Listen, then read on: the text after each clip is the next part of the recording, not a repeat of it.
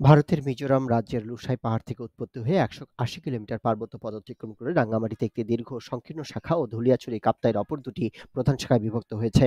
রাঙ্গামাটি ও ধুলিয়াছড়ি শাখা দুটি বর্তমানে কাপ্তাই লেক এর মধ্য দিয়ে প্রবাহিত হচ্ছে। নদীটি চট্টগ্রাম ও পার্বত্য চট্টগ্রামের বরকল, গোবামুর, চিলারডাক, সীতাপাহাড়, পটিয়ার বেশ কয়েকটি পর্বতমালা অতিক্রম করে বঙ্গোপসাগরে এসে পতিত হয়েছে। কর্ণফুলী নদী উত্তরে রাউজান উপজেলা এবং দক্ষিণে বোয়ালখালী উপজেলাকে রেখে রাঙ্গুনিয়া উপজেলার ভেতর দিয়ে পশ্চিমমুখী প্রবাহিত হয়েছে। কালুরঘাট সেতু বরাবর হালদা নদীতে এসে কর্ণফুলীর সঙ্গে মিশেছে। একসময় নদীর গতিপথ ছিল কালুরঘাট থেকে পশ্চিম ও দক্ষিণ পশ্চিমমুখী এবং এর দক্ষিণ তীরে বরাবর ছিল সাম্বানঘাটা, স্বরূপবহার, কাপাসগোলা, চকবাজার, রুমাঘাট, ফরাহাবাদ, বক্সিরহাট, পাথরঘাটা প্রভৃতি স্থান।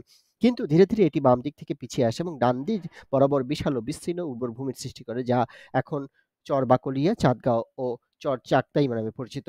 পর্বতমালার উচ্চতার সঙ্গে তাল রেখে কর্ণফুলী নদী তার পুরাতন গতিপথ অব্যাহত রেখেছে, বিধায় এটিকে ভূমিজ বা পুরাতন নদী বলা হয়। কর্ণফুলীর প্রধান শাখা হচ্ছে ডান দিকে কাশালং, চেঙ্গি, হালদা এবং ধুরং এবং বাম তীরে শুভলং, কাপ্তাই, রেখিয়াং ও গেথা।